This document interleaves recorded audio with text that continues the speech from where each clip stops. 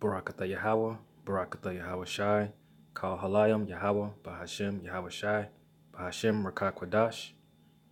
All right, by the Spirit. I want to, well, for one, I want to give all honor, praise, and glory to Yahweh, Bahashem Yahweh Shai. All right, and I just want to give peace, blessings, and salutations to the Akim, and the apostles and elders that are ruling well and pushing this truth, all right, throughout the four corners of the earth. All right. So by the Spirit, I wanted to come on here and make a video in relation to the Israelites and how we're a great people. Okay, even in the time of in the ancient world, we were rulers. Okay, we were kings. Okay, and along with being the chosen people of the Most High, He gave us gifts. Okay, He gave us gifts, intelligence, all right, and many other things. Okay, so I came across something in this book. It's this book from Babylon to Timbuktu. It's by Rudolph Windsor.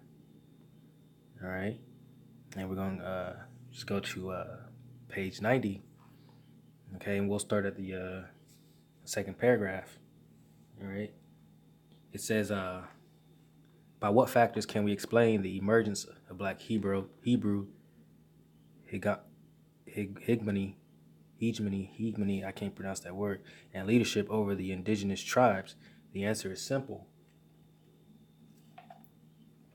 Okay, it says, the Jews came into the western Sudan from northern and eastern Africa as a result of a chain of commercial and persecutory migration. All right. So it says Jews came into the western Sudan from northern and eastern Africa as a result of a chain of commercial persecutory migration. All right, because we were persecuted. Okay, against from the original people from that land, which are the Hamites.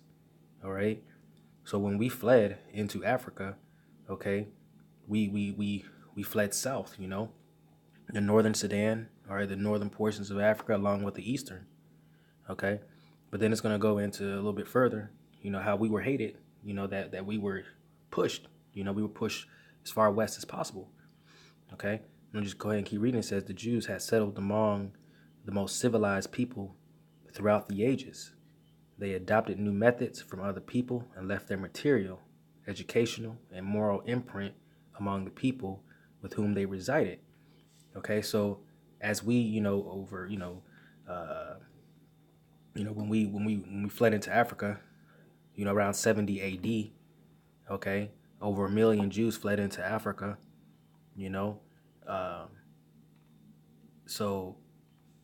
from 70 A.D. up until the time of our captivity when we were taken, via the transatlantic slave trade, okay, which is in 1619, 1600s. All right. So if you can imagine from 70 AD up until that point, we migrated, okay, but along the way, we dropped, little tidbits here and there. All right. It says our material, our education, and moral imprint among the people whom they resided with. Okay.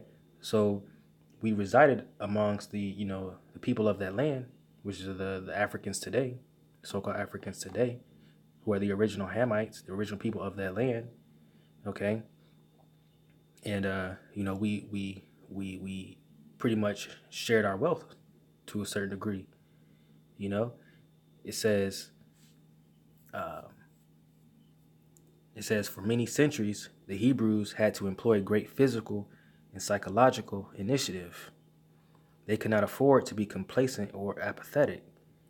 They were hated, so apathy could mean cultural stagnation or death. Right?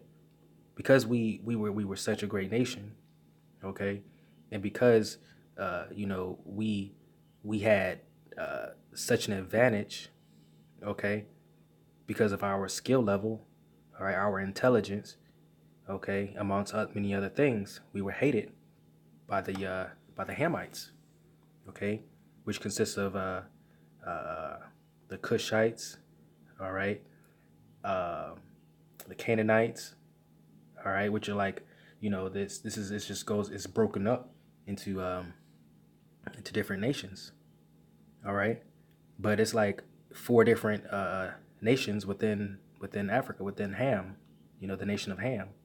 I want to say it's Cush, it's Canaan, uh, uh, um, I'm drawing a blank, but it's two others, okay, and we were hated amongst them, so we fled west and we migrated west. All right, but I'm gonna keep reading. It says, uh, so they could not afford to be complacent or apathetic. They were hated, so apathy could mean cultural stagnation or death. The Jews imported into the western part of Africa a superior material, educational, and moral culture soon after 300 AD. All right, so this all happened soon after 300 AD. All right, so from 70 AD up into 300 AD, that's a span of 230 years. All right, so 230 years, this is all taking place. And it says, and this cultural advancement was not duplicated or exceeded until the ascendancy of the Mohammedan leader Mansa Kankan Musa of Mali in 1312 AD. All right. So it wasn't until that time that they were able to duplicate or exceed, the uh, the qualities and the attributes that we held, man. All right. It says in the third and fourth centuries, all right, because over time, they started to pick up on the things that we kind of let down or we put down. They picked up the skills and things of that nature because over a span of time, we pretty much taught them. All right.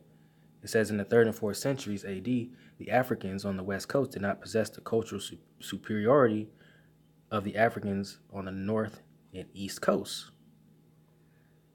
All right.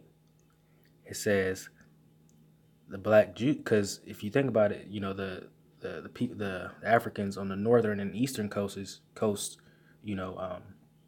they had more authority. All right, they was more superior than those that were on the western portions of Africa. All right, which is why we were when we fled. Let me just keep reading. Let me just keep going before I veer off track. It says the black Jews had an advantage over the African tribes. They carried their culture, history, laws, and written records with them. This assured them a constant precedent for the developer of a higher social organization. All right, so we brought all of this with us. All right, our history, laws, written records, and everything. All right, but you wouldn't be able to. It's very hard to find that information about us today. Okay, it's only by the spirit of Yahweh Hashem Yahushai that he's revealing this truth to us. All right, we're able to receive records. We have people like this man here who wrote this book, Rudolph Windsor, who went back into that land, okay, and gathered this information and was able to put it in the book for for the men of the Lord to stumble upon it. Okay, it says, because of the stability of the black Jewish culture, the Jews were not absorbed into the autochthonous, I can't pronounce it, population. In fact, the Jews absorbed some of the native tribes. The Jews made use of every opportunity. They were industrious and skillful people. All right, and the Jews are the so-called Negroes today. Okay, contrary to popular belief, everybody believes that the people of the so-called African Americans here in this land are African. Okay, but we're not.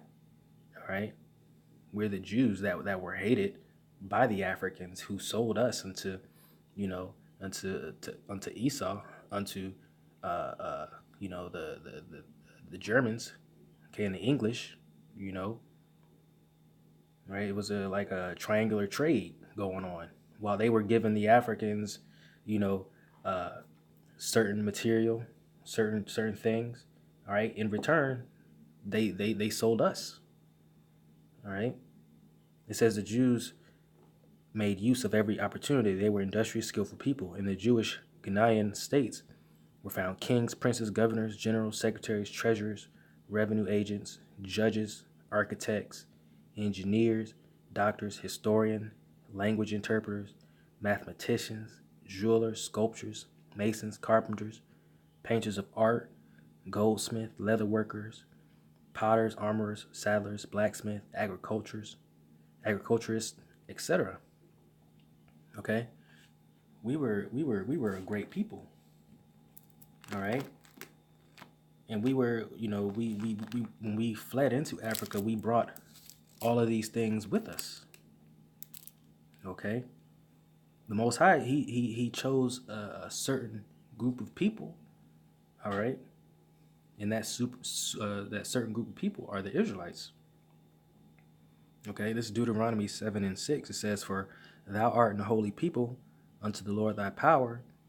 The Lord thy power have chosen thee to be a special people unto himself, above all people that are upon the face of the earth." All right. So he considered the Jews to be above all other people on the face of the earth. All right. Because we're his chosen.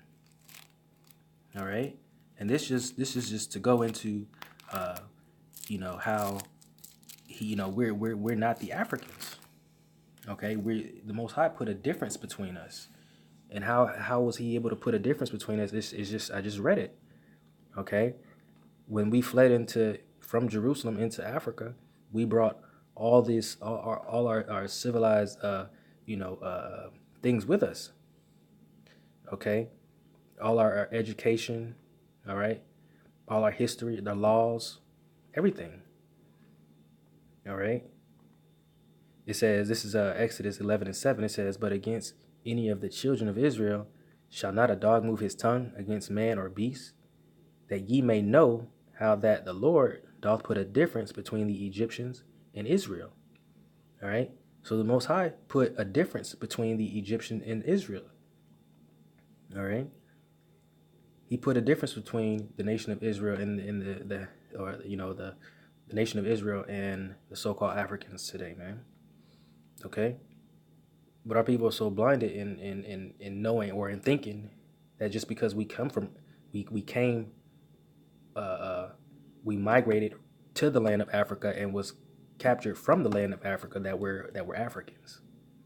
Okay. But that's completely false. All right. That's completely inaccurate. All right. The Most High, he has a certain select few group of people that are different. Okay. This is bear with me.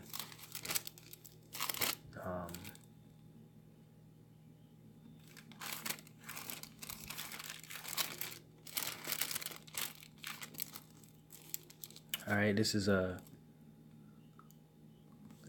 Second Ezra, chapter 5, and verse 23. It says, you know what? Let me just go ahead and you know what? Let me just read it. It says, Second Ezra 5:23. It says, "And said, O Lord, that bearest rule of every wood of the earth, and of all the trees thereof, thou hast chosen thee only one vine, and of all lands of the whole world thou hast chosen thee one pit, and of all the flowers thereof one lily, and of the depths of the sea thou hast filled thee one river, and of all builded cities thou hast hallowed Sion unto thyself, and of all the fowls that are created thou hast named three." So like it says, "And of all the fowls that are created thou hast named thee one dove, and of all the cattle that are made of thou hast provided thee one sheep." Right? So he's going into, out of all the things that he created, he only chooses one. All right, and this is the point. Verse 27, 2 Ezra 5 and 27, it says, and among all the multitudes of people, thou hast gotten thee one people, and unto this people whom thou lovest, thou gavest a law that is approved of all. Right? It says, he's gotten the one people who he gave the law. Right? Well, he only gave the law to one nation of people. Okay? He only gave the law to one nation of people, and that was in the wilderness. Okay? Those were the Israelites that were in the wilderness. All right, this is Deuteronomy chapter 4 and 44. It says, and this is the law which Moses set before the children of Israel. These are the testimonies and the statutes and the judgments which Moses spake unto the children of Israel after they come forth out of Egypt. All right, so they were given to Moses by the Most High. All right, he gave it to us. All right, he gave it to us through Moses, and Moses delivered that message to the nation of Israel. All right, just to go to show that he has one chosen people, and that chosen people is Israel, which are the so-called blacks, Hispanics, Native Americans today, based on the curses that are upon us from the book of Deuteronomy chapter 28, verse 15 through 68. All right, so Lord willing, I pray this video was edifying. I want to give our honor, praise, and glory to Yahweh, by Hashem Yahweh Shai, by Hashem Rakakwadash. All right, Yahweh being the true and holy, powerful name of the Heavenly Father. Yahweh Shai being the true and holy, powerful name of his only begotten Son. All right, who the world ignorantly calls God in Jesus Christ. Okay, so with that, I want to say Shalom.